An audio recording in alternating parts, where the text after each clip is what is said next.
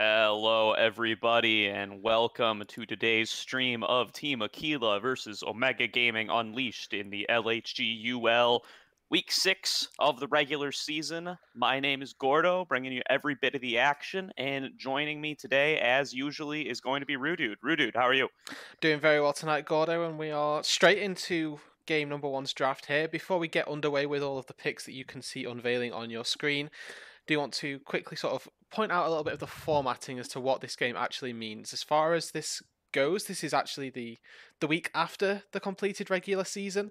The LHG will, in this particular league, they've done a single round robin where all the teams have played one another in their group of six. Omega Gaming Unleashed came out second in that table with 3-2, and Team Aquila came out 5-0 actually with a 10-0 record in their game score. So this game this week is actually to determine seeding. The top two in the league go off against each other, and that is this game that you're seeing tonight to determine seeding for the playoff format. All of that being said, that means that this game has implications on the playoff seeding, and both teams are going to want to win it. This isn't just a throwaway end of regular season game. Yeah, that's absolutely right, Rudude. And we have to remember that going back to week 2, all the way back 4 weeks ago, when these teams met the first time, it was a quick 2-0 for the side of Team Aquila, as it was for pretty much every match that they've encountered so far in this group. But Omega Gaming has certainly appeared to step up a bit since then. They've gotten all of their match wins since post that match with Aquila. So definitely going to be looking to redeem themselves a little bit here, going to be looking to see if they can match up a bit better now that they've evolved and gotten more time to play together. Exactly. So they're on a bit of a hot streak here since week number 2. Last time they saw Team Aquila, they have won all of their games. Had a couple close series and then a series that went very handily in their favour. So we're hoping for more of the same coming into tonight's broadcast. That said, we will go forward and sort of talk you through what's happened already. And I know that in particular, Gordo, you're going to be a bit disappointed by one of the bands. We'll run you through them all quickly. TA have taken away Yasuo Yone, Samira Ezreal waiting on their final ban right here, and Unleashed taking away Bard, Hecarim, Morgana, Renekton, and Camille. And the Misfortune going to be the final one for Team Aquila. And particularly 2 Pump on Bard, I believe, was the one that you were excited to see.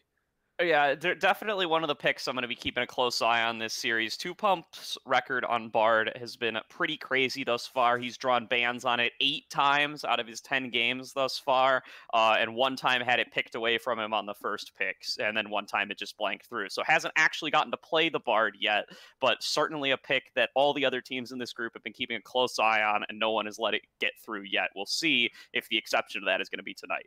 Yeah, so it might be it might end up being one of those things where you get so much pressure about not getting it given to you that you just forget to take it, or that you forget sort of what to do with the champion. But I feel like with a champion like Bard, as a Souls and Chimes IGN myself, feel like that it's one of those champions that you can never truly forget if they're in your heart. And it's okay. Team Aquila clearly Oh, has my back on this. If I can't have the Bard pick, I am going to get Wu Yun's Riven. Wu Yun, massive Riven. One trick sounds derogatory, but big Riven player in solo queue, has drawn quite a few bans on it this split already, and is gotten to play it exactly once in a game where I believe he went 22-3. So definitely excited to see this high mechanical top laner coming through for Team Aquila. yeah, exactly. With that said, Unleashed actually getting the Mordekaiser for the Madman in the top lane is one of the champions that we've seen him thrive on. With resources, without resources, this Mordekaiser always seems fairly self-sufficient. But I want to see, like you mentioned, if we're going up against a Riven, how the Mordekaiser fares up in this 1 versus 1, because it could definitely be a volatile matchup. Yeah, definitely a really exciting showdown coming down in that top lane between Wu Yun and the Madman, with both of them being on arguably their most comfortable top laner. Definitely a rare circumstance. Usually both players can't end up on comfort like this. Usually the bans are going to kind of do some work to prevent that from occurring, but Omega Gaming focusing bans toward Wu Yun, but not towards the Riven, going towards the Riven, or the Renekton rather, and the Camille, which is going to cause him to fall back on this Riven in the Mordekaiser matchup, and we're going to see how it goes. Yeah, Team Aquila sort of taking the bait on this one. Unleashed not banning away the Riven, even though we OPGG analysts that we are can see that the Riven is a highly priced pick for Wu Yun up on the top side, and Unleashed sort of tempting him, saying, you know what, we're going to ban Renekton and Camille. do you want to take the Riven? It's there for you. Do you want it? And Aquila taking it like a nice little snack off of the end of a kiddie's little finger. He's going to love that one and pick that one up for himself to try and make some things happen. Maybe display why it should be banned away from him. Yeah, definitely quite a few kind of exciting, fighty, engagey skill matchups going across this draft. We're going to have the Syndra versus Lucian in the mid lane for Prism and Princeton here, which is going to be a lot of fun. And we're also going to have the spot lane matchup between two heavy engaged supports with the Jhin Alistair coming through for the side of Team Aquila and the Ashe Leona for the side of Omega Gaming Unleashed. Yeah, two sort of utility-focused AD carries really here. Obviously, Jhin and Ashe can both do a lot of damage in their own right, but do excel in terms of supporting the team. Jhin with that Deadly Flourish and the Curtain Call, Ashe with that Enchanted Crystal Arrow and also the volley setup. You know, these two ADCs providing a lot to their team outside of damage, and then also these two really strong team fighting supports down in the bot side. Probably the area that I'd expect the least action to occur in the early game. Yeah, definitely. Probably not going to be too much jungle intervention on either side. At least we wouldn't expect it by default with this Graves Lilia matchup. Something I'm sure everyone's gotten to see plenty of at Worlds already. Going to be a little bit more focused on farming for both sides. Maybe a little bit of counter jungling, a little sneaking in to steal each other's birds where the chance is gained by lane priority, but probably not two of the heavier ganking junglers that we have in the roster. No, exactly. A lot of potential for a slow early game to develop here. Probably the mid lane, the one area, as well as that top side. The two solo lanes, then in particular, going to be where we're looking to for any early action. And it's all going to orient around how Wu Yun and Prism want to play these lanes, because Riven is melee versus the Madman of Mordekaiser, and Mordekaiser can do a lot of obliterate poke damage, but if Wu Yun recognizes that there's a cooldown being expended, being whiffed maybe with one of those shields from Riven, then there's a potential for an all-in to occur on the top side, and if he's got the backup of Zydeco, then there's a lot of jungle presence that we need to be cognizant of, but not necessarily wary of. Yeah, no, and definitely coming out of the draft, Omega Gaming Unleashed really have given up a lot to Aquila as far as what the Team Aquila players are comfortable playing and what they've got a lot of experience on. The Riven, the Graves, the Syndra, all of these are top solo queue picks for each of these players and have significantly more games than the others. So gotta wonder if Omega Gaming has some kind of plan here, if they've gotten to study some footage, if they've gotten to keep a close eye on what these players prioritize, and if they have some kind of counterplay ready. Yeah, that's, one of these things about do you value the meta picks over the comfort picks, right? And as you get higher and higher in ranks, you start to trend more and more towards those meta picks, at the highest end sort of LCS area, right? FlyQuest Viper still, or Viper, I can't remember if it was Dig or FlyQuest. Dignitas now. I'm going way back, aren't I? He gets his Riven banned away occasionally, and then also picking it up once or twice, but you want to favour the meta picks over necessarily the comfort, and Wu Hyun here deciding that he wants the Riven for himself, not opting for a tanky champion, not opting for the Ornn, which was available, which granted is a rough Mordekaiser matchup. Something along that lines has not been taken away here, gone for the heavy AD bruiser style Riven. Yeah, but you do mention Viper there, and that is worth addressing a little bit, just because when Viper does pick that Riven in LCS, he does do it as a counter matchup, which is where Wu Yun's been able to get it here. Riven generally, as you said, considered favorable into that Mordekaiser, is going to be one of those matches where she has the potential to dominate individually with those high mechanical plays, and can maybe transition that into a win for their team. With all that said, we are going to take a quick break here while we get loaded up into game. Don't go anywhere. We will be right back as soon as the game is loaded in.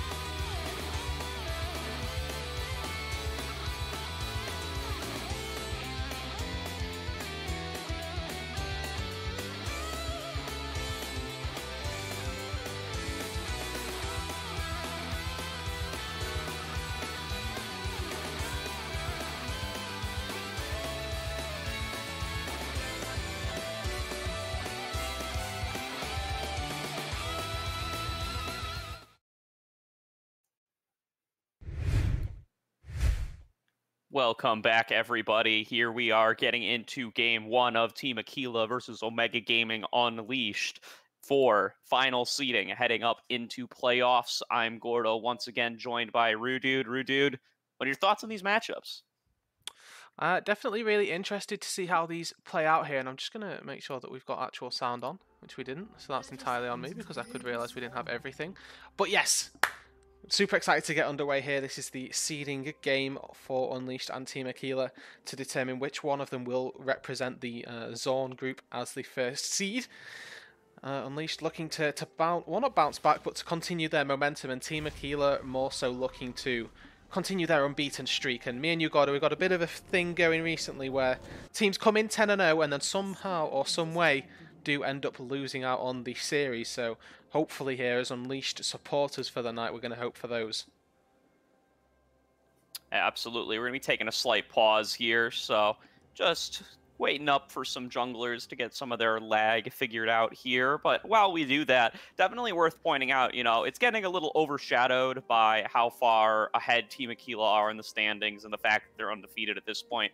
But this is likely to be, or could potentially be, a deep playoff preview for this entire league, with these two teams being top two in their group and top four from each group moving on. Could very easily expect to see these two teams making deep runs in these playoffs. Exactly, and it's always difficult to establish which group is stronger, right? Typically, you hope for a 50-50 split between the groups, and then the groups that go on. You want to hope that there's a decent matchup between the proceeding teams via each group, but there is a rare instance where one group is just so heavily weighted that they end up just catapulting their way through playoffs. But we're hoping in this case that is not the instance, and that both Unleashed and Team Aquila are able to make it all the way through, because if they're able to give a very decent deep playoff run, as you mentioned, makes for great content for everybody here on the channel, and great games to cast, great games to watch. It's what we're all here for on Twitch. Yeah, we are getting some readies in the chat, so we should be expecting this game to unpause slightly. Rudude, I am going to ask you to pause at 105 so Perfect. we can get all synced up. Of course. Boom, we are there just as the minions do spawn. And as you guys know, this is the beauty of casting in NA. We have to pause to sync up. That's why we take a little break at the start of the stream. But that should be good enough to get us going, Gordo. So if I ask you to unpause for me in 3, 2, 1, unpause. We will get right back underway with the minions rolling down into their lanes. Yeah, should be all set up here. Sorry about those delays. As always, root for Riot to implement a better spectator client. But in the meantime, we're going to be getting up into this game. Yeah, we are, and nothing in particular striking us as odd in this early phase here. Junglers both starting on their blue buffs, so there's going to be opportunity to probably miss each other at Scuttle Crab, is what I'd expect, for the Graves to work his way down to the red side, the Lydia to work her way up to her red side, and then just trade Scuttle Crabs. And early on, we can see in this mid lane, as the directed camera's focus is toward there, that Princeton's actually focusing on pushing in a lot, maybe looking for an early ward, an early invade with Simulacrum. Looks like it's just going to be that ward going down. And the Corrupting Potion start in the mid lane means that it's going to be really difficult for the solution to poke out the Syndra entirely in this early game.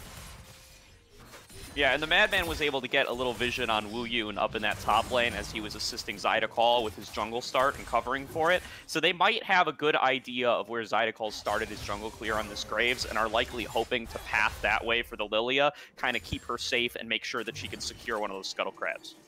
Yeah, and with the Hawk shot second here from the Ashe, playing more for the team than the lane, and in this lane I'm by no means surprised, as Princeton taking a pretty rough trade there. An aggressive trade in from Prism there, not what Princeton was hoping for, hoping hopefully to dodge away from that E, but unfortunately going to be chunked out there. Just going to focus back on clearing the wave. Yeah, hitting that scatter is always going to result in a good trade for the Syndra in the mid lane, and really interested to see how this top lane plays out, because this is Wu Hyun's Riven, right? The fabled pick itself that has been allowed through this draft for Unleashed, and into a pretty decent matchup for itself versus this Mordekaiser. We can already see just the early levels, Wu Hyun establishing himself a little CS lead here, and always looking good in trades. Yeah, and this is going to be an aggressive trade coming in from Wuyun there, dodging away from the pull from Mordekaiser in order to guarantee himself a more favorable trade. Just going to be clearing away these minions, going to be crashing in a pretty large wave here pretty soon. Maybe going to look for a cheater recall, get an item advantage, and hope to keep pressing this advantage. Definitely a possibility up on this top side, as you see. Pushes the wave under the turret perfectly, as you called, Gordo. Going to push it all the way in to start off a recall, and might not even have to teleport here if he's fast enough. Double Doran's Blade pick up to start off with, so looking to punish early on. Very aggressive early game items picked up, giving him some nice health, AD, but doesn't really build into anything, so you're hoping to get something out of it early on in the lane. Yeah, for sure. And Malcolm has been able to successfully claim that top scuttle. Not going to get double scuttled in this Graves versus Lilia matchup. That is what they set up their early game for. So Malcolm's now going to come in mid lane, trying to zone off Prism a little bit and make sure they can get a good crash off for this wave. Going to prevent any sort of freeze and give Princeton a good recall. But he's going to get stunned out, followed up by the curtain call from Jhin. It's going to be a lot of damage coming through, as well as an ignite. That's going to be first blood picked up for Zydeco. Yeah, and all of that set up because Prism tried to put a freeze down in the mid lane, and Sir Malcolm tried to break it for Princeton, and this could be a trade on the top side. Now top lane now going on in. Wuyun just getting a very favorable trade here. Madman's going to trigger that Mordekaiser passive, but they're just going to back away from each other. Wuyun does not want to continue that trade once that happens. Yeah, and that kill in the mid lane. Team Aquila with a lot of team play across the map right there. The bot lane roaming up to land the Deadly Flourish, and Zydeco helping maintain the freeze in the mid lane for the Syndra as Sir Malcolm tried to break it. Princeton trying to push it in, wasn't able to. The jungler came in and was trying to break it. It unfortunately resulted in the kill going the way of the Graves in this early game. Not the target that you'd expect or want any kills to go down early game.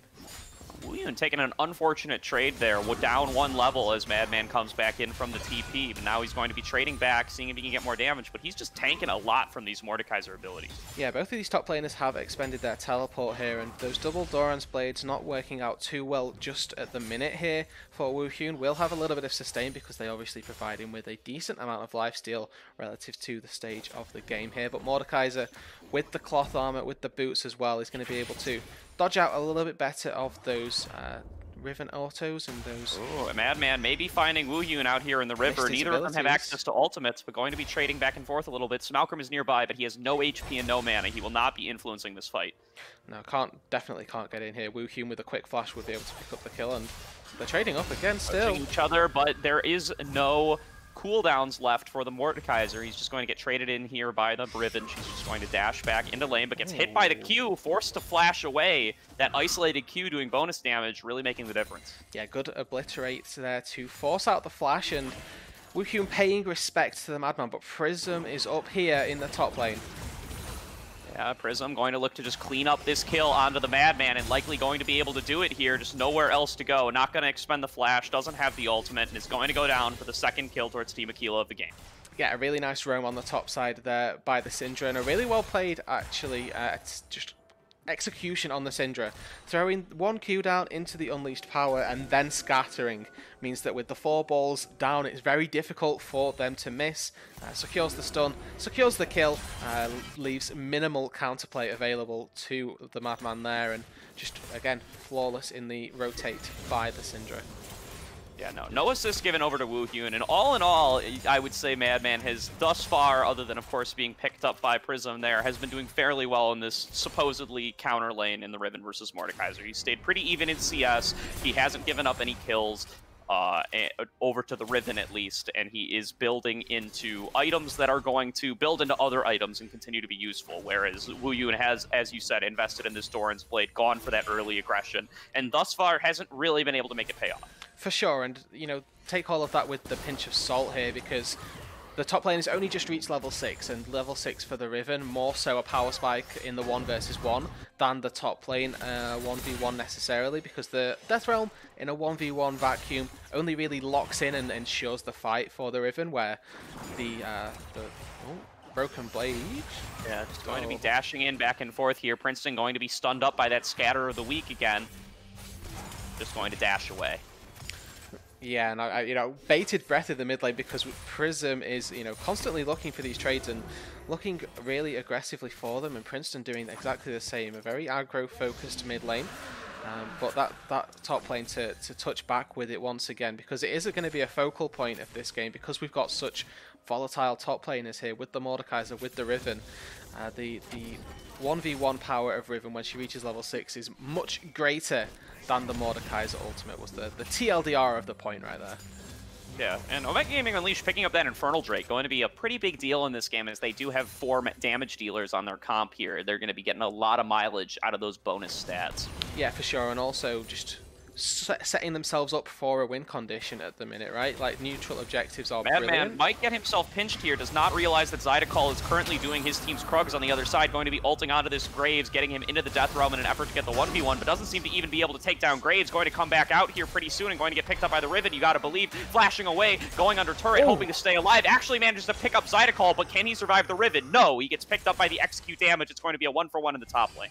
Really nice 1 versus 2 kill up on the top side by the Madman right there, catching LHGUL on just the very edge of the Obliterate. No flash on the Graves, has opted for the Ignite, means that he's not able to dodge out on that, and Princeton trying to hold a freeze. Oh, Princeton going to get ulted up here by the Syndra, gets picked up by the Scatter of the Weak, gets hit by the Syndra W, but is going to be able to flash away. Meanwhile, follow-up flash from the Syndra going to be able to pick up that kill. It's going to be a solo kill for the side of Prism. Here comes Malcolm. Malcolm, though, looking to try to pick this up, trying to clean up where his mid laner already left off, puts the Syndra to sleep, going to try to hit that Eat, but it gets cleansed away from right away. Lilia might have to back away here. There's a scary Alistair coming up from the side, going to get hit by Scatter of the Weak, but just going to retreat back under her turret. Yeah, and Curtain Call is been used. Yeah, going to look to pick up this Lilia, but she's just way too fast. Already outside the range of the Curtain Call. No bullets hit. That's going to be it. Yeah, we see once again this Aquila roster willing to rotate up their bot lane for mid lane plays. The Jhin and the Alistair making things rotate, or making things happen in the bot lane, allowing themselves to rotate up and help out the rest of their team, recognizing that this bot lane isn't the area of contention particularly, and that the win conditions for the rest of the game surrounding this mid lane. Don't want to let the Lucian get the items in his inventory, and you can see the disparity between them right now. Effectively, 900 combat power on the Lucian with that pickaxe was the tier as sort of a scaling item, whereas in the mid lane we've got Sorcerer Shoes and the Lost Chapter being picked up for the Syndra, both very good early game items to have picked up. Yeah, now once again we're going to see Wu Yun trading in, but Smalcrum is waiting around in the wings. Going to be no further engagements there. But as you said, the Omega Gaming Unleashed bot lane this game really finding themselves being a little bit out-roamed here. Omega Gaming going to need to start playing back a little bit more once they lose sight of Kai Spur and 2Pump, because they have been up here making big differences in the mid lane. They really have, and you can see just across the entirety of Team Aquila here, the just willingness to freeze their waves and try and force the Unleashed members into rough spots. Madman here, experiencing it for himself. Yeah, looking for aggressive trades here, but just trying to make sure that he can set up this freeze. Madman is having none of it and is just coming up here with these decimates, or obliterates rather, making sure that he can clear through these minions and get back into turret. Oh, Vic actually going to get the ward. Vicro getting caught out here a little bit by 2Pump, but he's back up from his 80 carry adjustment. They're just going to retreat. Yeah, and you can see, I really like the play from Team Aquila. Just in their terms of their laning, they are forcing Unleashed to really think about how they're manipulating these waves. Because idly, an AD carry just hitting a wave might actually just end up ruining the lane for them for a large portion of time.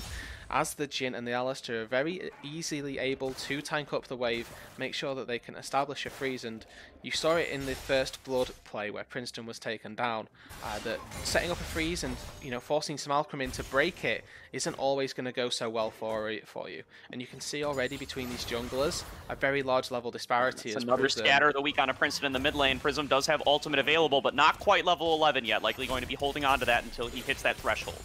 Yeah, no Ignite either for the Syndra, so the all-in potential is a little bit diminished by that, as Princeton does have his available if they try to trade back. So that's going to be a Zenith Blade coming in onto Kaispur, but just going to be cleansed away from right away, followed up by the Deadly Flourish. They're going to be backing away, but now it seems that LHGUL is actually in the Death Realm. He's been pulled in by the Madman, who's looking for the solo kill here. He's going to come out and ultimate away, but going to be picked up by Simulacrum. Meanwhile, Madman has been picked up as well on the other side, and they're just going to disengage here, but they are following up onto Princeton in the mid lane. He's forced to run away back towards his turret. Can he get picked up by the Scatter of the Weak here or the Riven? No, it looks like he's going to be able to back up on a turret. Yeah, just about able to get himself out scot-free. A 1-for-1 overall in this early game here.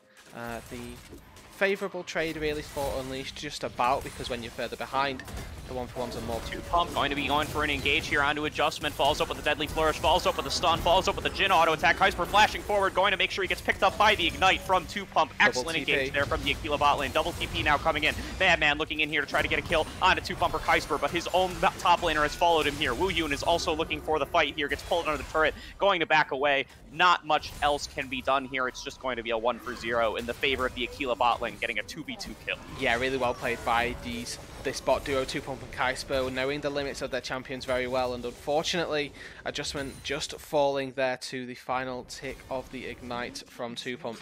Really good flashes from Kaiser to get himself in range and dodging out on the solo player of Vikro. Nice execution from pretty much all of the members. The TP down from Wu Hyun to respond to the Madmans, and with no Death Realm, the Mordekaiser TP really doesn't hold as much weight to it as he would have liked.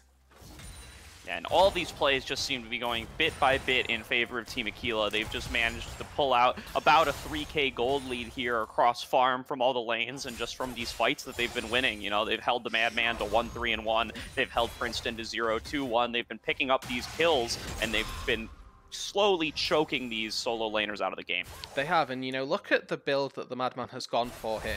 So much itemization into the armor, putting so much respect on this double AD top side of LHGUL and Wu Hyun here. And when you think about the generic item build of a Mordekaiser, yes, Zhonya's is in there, and maybe a Thornmail late game is in there, but this isn't the Liandry's and the Void Staff or the Rylai's or anything like that we normally see from a Mordekaiser, right? He's delaying all of his damage items just to survive the 1v1 versus the Riven.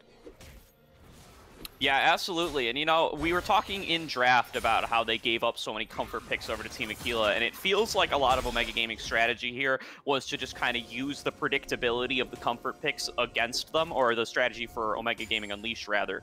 You know, they did a lot of work to scout out LHGUL early on his early clear and make sure Smalkram could get a safe early clear without being interrupted by the Graves. You know, they picked this Mordekaiser comfort pick for the Madman, who has been able to just spam armor items and mostly go even with the Riven, apart from interference from other lanes and from the jungle, but it just doesn't appear to be working. No, it's not. They are down 3,000 gold, and to all purposes here, Team Aquila starting to get themselves rolling in this game with 6 kills to 2, and they've got themselves not quite a turret yet, but with this Herald in the inventory of LHGUL, you have to imagine this top tier 1 is not long for this world, as they do call that one down. Charge will break it, and it's whether or not Unleashed and Vikro in particular try to look for an engage, but it does look like they're just going to handshake it and just say, you know what, the Herald is enough of a pressure point for us to want to leave. Yeah, now Smalkram is here, Princeton is in the jungle, but they just do not have the positioning to go and interrupt this Rift Herald. They're going to try to prevent the second charge here, but even that might not work out, as Aquila is just doing such a good job of guiding it in, making sure that nobody can get towards that eye on the back. They're going to solidify the second charge and back off. Yeah, so that's that first turret being broken here by Team Aquila. A really good start off in this mid-game, trying to start breaking these turrets down, start opening up a little bit more of the map for themselves. And when you have these turrets taken, it gives you much more agency into the enemy team's jungle, allows you to roam around a little bit more and establish a bit more vision. With that vision, you can start making picks more informed, and then you can start snowballing those things into more objectives to help you win out the game. So turrets obviously a very useful objective, especially as they give gold as well. Yeah, for sure here, and we can see everybody's starting to head on towards this bot lane, going to try to get some river control for the Dragon coming up in 1 minute and 40 seconds. Otherwise, not too many objectives available on the map, just the jungler's going to be returning to farming. Yeah, and you know, with the farm that you mentioned here, the junglers both farming really well. In particular, LHGUL here is a level up on Smalkram and actually keeping pace with his top laner, as is Smalkram pretty much actually, but you know, you can see farm being traded across the board here, and Smalkram might be a little bit risk of getting flashed on here by 2Pump, but just going to be able to stay out of range. 2Pump not wanting to commit there. We were both looking at it, looking at the flash, thinking, is he going to do it? Is he going to do it? And then just uses the restraint because he knows Smalkram has flash as well, given that there's not really been a fight too much in the last 5 minutes. But we can see here, 2Pump, the rest of Team Aquila, trying to focus on this bot side, and you can see where the focus of the map is because both teams rotate their AD carries and their supports down to where the priority is, and Woohyun and the Madman have just been left to constantly push waves against each other and not particularly do anything else, and just let the teams fight elsewhere. So Malcolm, though, with Drake spawning in 30 seconds, he's trying to put a little bit of focus on this top side, maybe respecting that they can't get the Drake, but looking for a fight elsewhere. Yeah, these top laners both do not have teleport available, so they are just going to likely be wailing on each other as this dragon is going to be spawning up here in 20 seconds. So Malcolm also on the top side of the map, likely not going to be here. It seems like it might just be a donation from the side of Omega Gaming Unleashed, maybe hoping to make a play happen elsewhere on the map. Yeah, that is really what you want. Cross maps are that's going to be a big stun on a Princeton, chunking him down to about half. Yeah, and you can see already how confident Prism is on this Syndra. Multiple scatters have been landing this game. He's been so proficient on the Syndra already. Hitting every one. It feels like every time we pan over there. And you can tell as well that he's feeling himself because of the Medjai's pickup so early on in this game. Only the 6 stacks available, but if he gets 1 kill, he gets the movement speed bonus, and instantly that is so worth it for him in this mid game where not really too many kills have been happening, but just one team fight going in the favor of the Syndra, and that can all of a sudden snowball up to 18-20 stacks. Yeah, and while that is certainly it is certainly threatening that Prism is feeling that confident, you got to believe that that's potentially an opening for Omega Gaming Unleashed. You know, if they can get a good kill out of this Syndra here, now she's dumped a whole bunch of money into an item that won't be doing as much. Maybe an opportunity there to get Princeton a little bit back into this game and to give themselves at least an advantage in one lane coming into some of these later fights. Exactly, but then we have to think about the catch potential here for Omega Gaming Unleashed. And yes, they've got the Lilting Lullaby and the Solar Flare to catch out targets of Team Aquila, but Prism in particular has that cleanse available. We're really going to be relying on the Madman to get that Death Realm onto the Syndra in order for any sort of real kill threat to come through, because we've been waiting sort of 7 or 8 minutes now for a fight to erupt. All summoners are available. Everybody's more than content to just keep farming this out here, because Riven scales really well into the late game. Will definitely have a good shot at 1v1 in this Mordekaiser later on. Syndra is a great team fighter as well as the Graves and the Jhin, so everybody just content to keep going and sort of execute on team fights later on, as we see Madman Woohyun kind of faking it here. Looks like he's getting pushed towards the wrong side of the map, but in reality, it's a trap. LHGUL is already here, and Prism is wandering up from the mid lane. It's going to force Madman to flash away, but they're just going to flash in response onto him. Malcolm is here to make the difference as well, going to be putting them to sleep, but so much burst damage coming out of Woohyun's Riven. But it's Princeton. He's chasing up on the side and is going to actually be able to pick up a double kill here. Now it might be a triple kill if he can get LHGUL as well. It's going to be a triple kill to the side of Princeton. Only 1 kill for Team Aquila. That's going to be a 1 fight for Omega Gaming Unleashed. Yeah, and really importantly, the one time that Vikro is faster to the roam, it is so important for Omega Gaming Unleashed. The Leona being there denies an extra kill going over to LHGUL and gives that extra kill over to Princeton in the mid lane, who'd been having such a rough time in the 1 versus 1. Roams up, finds a team fight there, and is able to get himself not 1, not 2, but 3 kills for himself. Definitely right back where he wants to be. Yeah, no, and in this meantime, Kysper has been getting some solo farm down in the bot lane, has extended his lead in CS to almost 30, as well as picking up some solo turret gold for himself there. Yeah, and when we think about that play overall, it looked really good for Unleashed, but look at it in a broader dynamic here. They're still down 3,000, 2,500 gold, and that kill didn't net them any objectives. Still all 3 turrets remaining for Team Aquila on their outer ring. No Drake, no Baron was taken in that play, so yes, it's nice to get the shutdowns, and yes, it's nice to get the gold over, but they haven't accelerated the game by any means. They're just giving themselves a slight edge if another team fight comes around. Yeah, the big difference that fight actually made that can be really tracked and considered coming into this next team fight is going to be that it's put Princeton back in the game. With this on the back of that triple kill, Princeton is now up in total gold over Prism, and not only that, but Prism was killed in that last fight with the Magi's stacks going away, so now only has 2 stacks on that Magi's, is now actually going to be behind this Lucian coming into the next fight gold-wise. For sure, and Madman taking another fight in the top. Just going to be becoming less and less likely to win these as they go on, as the Deadly Flourish does land on the Madman, and now 2Pump is coming up from the bot lane as well, as the curtain call. Madman has pulled Wuyun into the Death Realm, but Wuyun, you gotta believe, is just going to be able to kite this out until the rest of his team is able to make the difference, and that's what's going to happen. LHGUL picks up an easy kill on the Madman, and now Team Aquila moving on to the Baron. Yeah, Princeton's down in bot lane, has no teleport, so Malcolm's taking wards on the blue buff, and the Hawkshot gonna spot out Team Aquila doing this, but Adjustment on his own can't face check this. This could just be Baron. Can't even get there in time. It's already at below half HP, and Smalcrum is just crossing over the mid lane right now. They don't know exactly where he is, but they seem to think that they're going to be able to do it. There's a pink ward over the wall, so now that they know that they have vision, but it's going to be going down. Blue team picks up Baron Nashor. Zydeco securing that with the smite as Viscero gets stunned up, but is going to be able to walk away.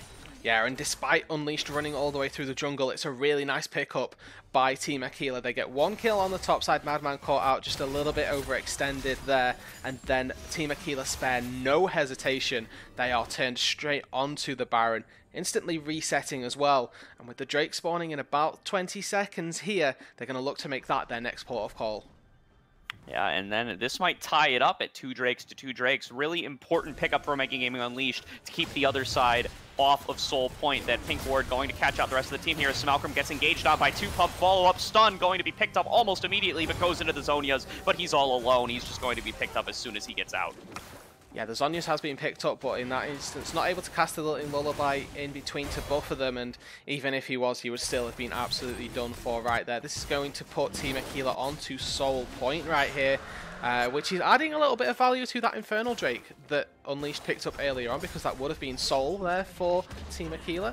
All said, though, they are still firmly in control of this game, despite not having the Soul. This Drake, 6,000 gold to the good right here, and with the Baron at their backs, they are definitely looking to break down more than just the outer turrets. Yeah, and these Scatter of the Weak seem to be magnetized right onto Princeton here. He gets hit by every single one that I see on my screen every time it pans over. Prism just setting up these balls in such an efficient way to make sure that Princeton can't dive around the sides and actually be landing shots onto him. No, and something that I've noticed with the little Lullaby, this is the engage. Going to be the Lullaby coming in, followed by the Enchanted Crystal Arrow, but it's actually all going to be tanked up by 2Pump. He's just so tanky here on this Alistar with his ultimate running. It's Madman on the backside looking to pick up Wuyun, but Wuyun is just able to survive through the entire Death Realm. Kaiser going to be picking up the Madman as well. Kaiser now gets a triple kill, make that a triple kill rather. I already said it, so it looks like I can predict the future. Princeton going to be going down as well here, trying to trade back onto Prism, going to be able to get one kill, but it is a quadra kill for Kaiser. Can he get the pentakill? They're chasing down onto Vicro, but it doesn't look like he's going to give it up. He's going to retreat back into that fountain while Team Aquila picks up the inhibitor. Yeah, really well played team fight from Aquila right there. The one soul tank of the Aquila roster, 2Pump, doing his job flawlessly. Level 11, 60% reduction, tanking up the entirety of Unleashed, and Vicro is just going to get dove. The timer might still be running. This could be the pentakill, and it gets stolen by 2Pump, picking up the ace for Team Aquila. That's likely going to be the game here. No, actually, they're going to back away. They're a little bit intimidated by Smalcrum adjustment and Madman coming back up, going to just be waiting to finish this on a later push. Yeah, they were looking for the pentakill right there. They weren't able to pick it up. The rest of Unleashed do come through and spawn, so that means that they're going to live to fight for just another day here. And now look at the gold lead. Before the fight, 6,000. Afterwards, 8,000. A big balloon there from that one engagement that Team Aquila took so convincingly.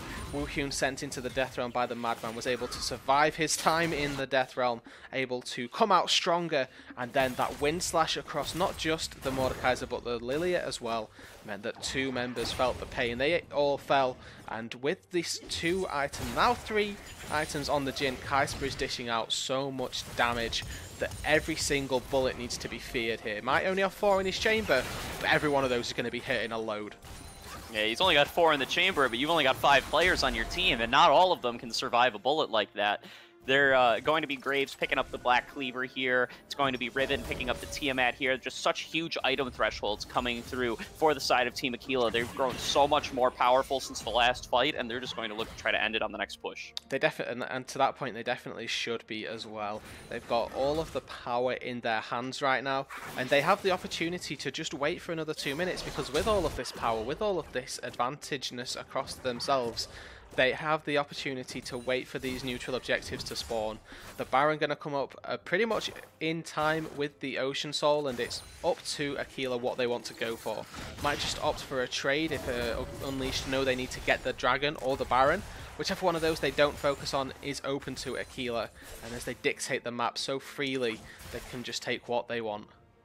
Yeah, going to be a little bit of a macro game test for these teams coming in here, as you have the Baron and the Soul Dragon spawning at the exact same time, pretty much, maybe about 1 second separated from each other.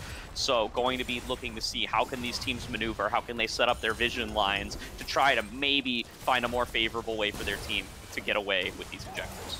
Exactly, and if we're looking at the neutral objective spawning in about a minute, you have to expect a big team fight going to erupt, and that is when you need to, draw your attention to the items and those breakpoints that you mentioned with the little lullaby. Pig on to Woohyun here on this Riven, going to get put to sleep off the back of that Blossom. Now Princeton going to be following up with as much damage as he can, trying to land the culling onto the target, but not going to be able to do so. 2Pump coming in to interrupt the rest of the team fight and run interference for his teammate. It's going to be 1 kill picked up onto Adjustment, followed up by a second one onto Vikro here. Simulcrum's likely going to be going down next. Light may get picked up with the Deadly Flourish, but manages to dodge it away. It's going to be a teleport coming through, but Simulcrum likely going to be able to run away here. Princeton going to sacrifice himself in an attempt to trade for Kuiper, going to be able to do so, but get picked up by Woohyun on the other side. It's a 3-for-1, and it's going to be Team Aquila trying to end the game here. Woohyun likely going to pick up a kill here onto Simulcrum.